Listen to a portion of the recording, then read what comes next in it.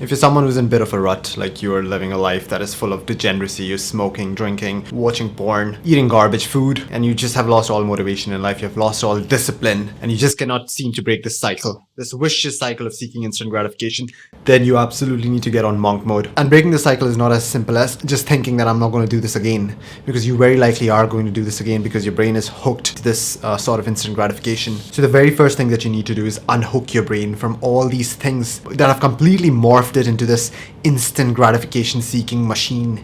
Your brain has been rewired. You don't even know it yet. So in this protocol, I'm going to show you how exactly I rewire my brain to no longer seek instant gratification and rather focus on delayed gratification. And these aren't just simple mind techniques or mind tools.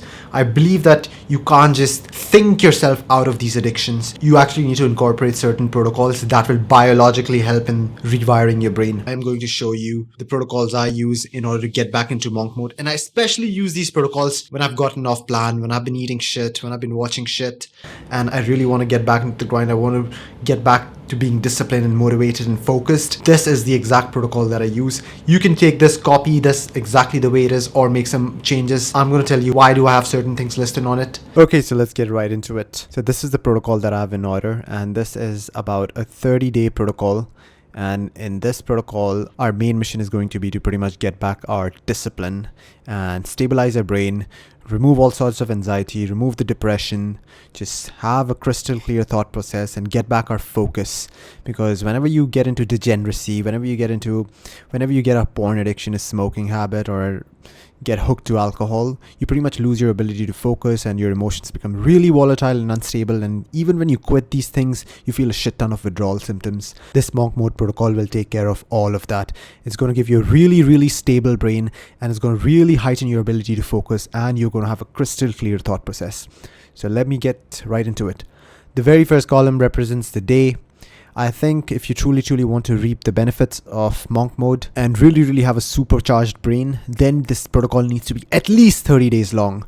You can make it longer, you can make it as long as you want. Like some people go 90 days, 120 days, that's up to you, but it should be at least minimum of 30 days to see some really positive changes. Now, what I have here is YouTube listed.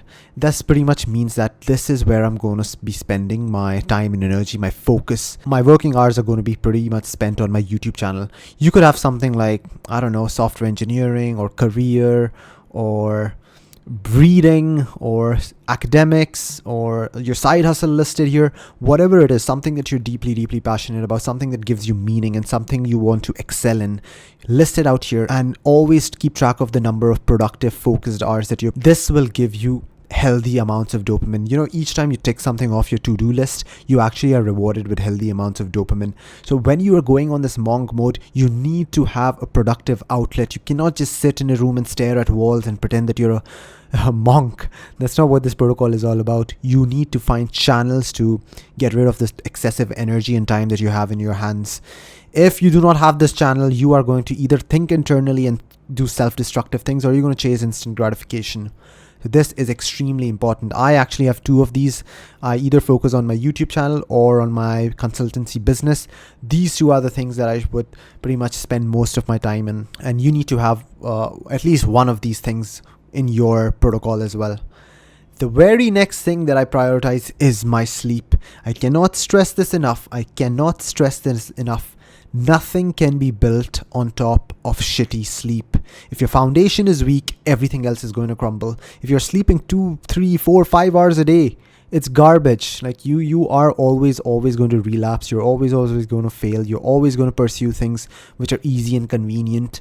And you might not even realize this, that how sleep deprived you actually are, because your body lowers its, cognitive ability and its metabolism significantly to make up for the lack of sleep. It actually lowers your cognitive and physical abilities. So you might just think that, this is normal, this is the upper limit of my abilities, and you might not even know how sleep deprived you are. Another thing to remember is it's not just enough to sleep 8 hours a day.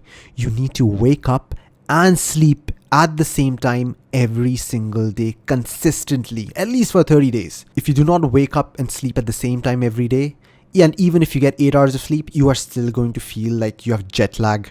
Like you are not going to be you're going to feel like you have brain fog. And it just throws you off your routine when you wake up at random times and go to bed at random times. There's nothing consistent about this. So the number one thing that I truly try to master during my monk mode protocols is my sleep.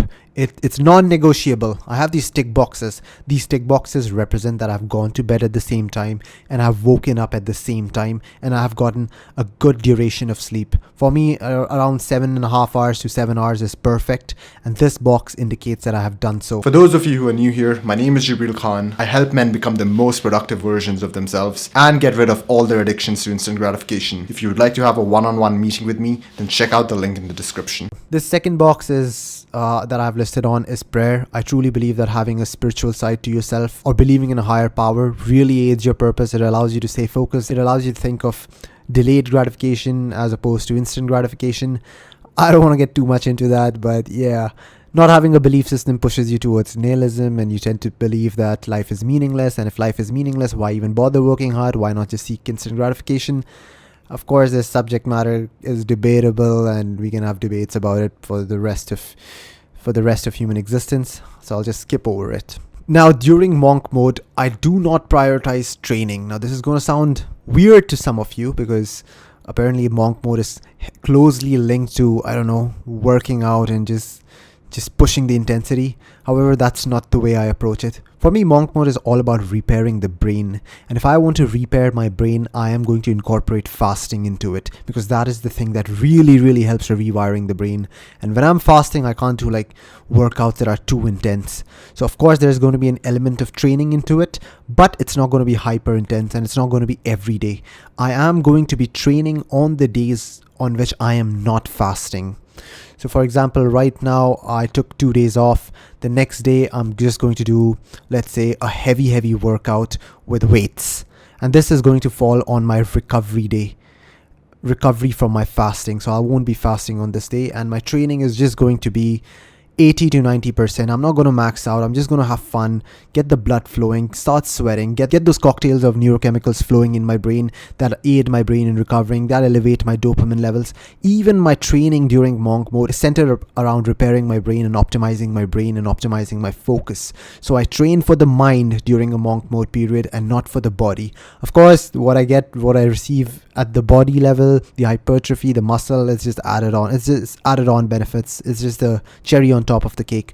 But my focus is not necessarily my training. I keep it fun. I keep it relaxed. Some days I want to lift weights, I'll lift weights. Some day if I want to hit the bag, I'll hit the bag. Someday, if I want to just go out and run, jog, I will do that. It's just to add some fun to my monk mode protocol. There are seasons when I really focus on my training, really specific about my training, when I really want to improve in kickboxing, martial arts, or weightlifting or running. Then I prioritize my training, but this is not that phase of life. On the next column, I have something called growth. Now, in this column, I list all the productive habits that I do during my monk mode journey. A few of the habits that I'm going to really prioritize on this monk mode journey is meditating and journaling, because these are the two practices that really make you mindful and clear your head. And one of the things that you will be required to do during a monk mode protocol is clearing your head. All those things that are just clogged in there, like your childhood trauma, your current trauma, and how you ended up in the life that you're currently living. All these thoughts need to be addressed during your monk mode protocol, because these thoughts essentially make your belief system. And if your belief system is bad, that means your self-image is bad, then you're bound to fail.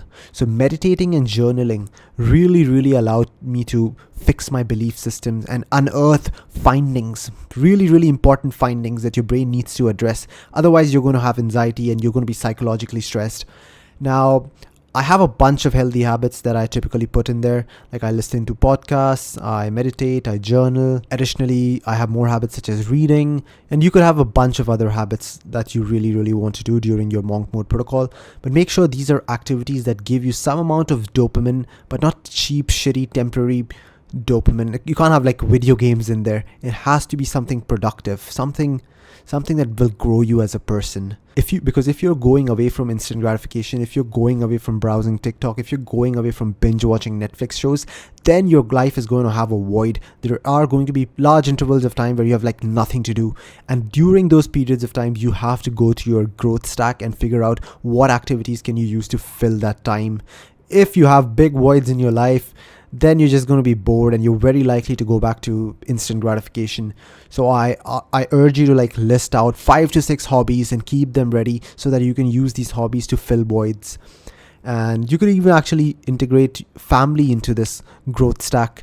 You could spend time with your mother, your father, your loved ones, your friends. Socializing is like a big aspect of monk mode. I don't believe in isolation. That is terrible. You can have some days of isolation where you just want to clear your head, but overall you need to have social connections. You need to be meeting people. Now, this is the most important column of the entire protocol, fasting. The way I do it is that I have phases of recovery and phases of intense fasting. So let's start with this. Like you can see 3 days of just recovery. During these 3 days, I just optimize on nutrition. I eat good quality, healthy food, a bit low in carbs and high in protein. And it's really healthy food. I do not eat anything that comes in a packet. None of that processed garbage. It's meat, egg, chicken, beef, honey, fruits. And that's about it really. I use recovery days to charge myself, to prime my body for the fast that is about to come. And then comes the fasting days. So on the very first day, I literally have no food, like nothing. I even sleep empty stomach and I feel like super detoxed and cleansed.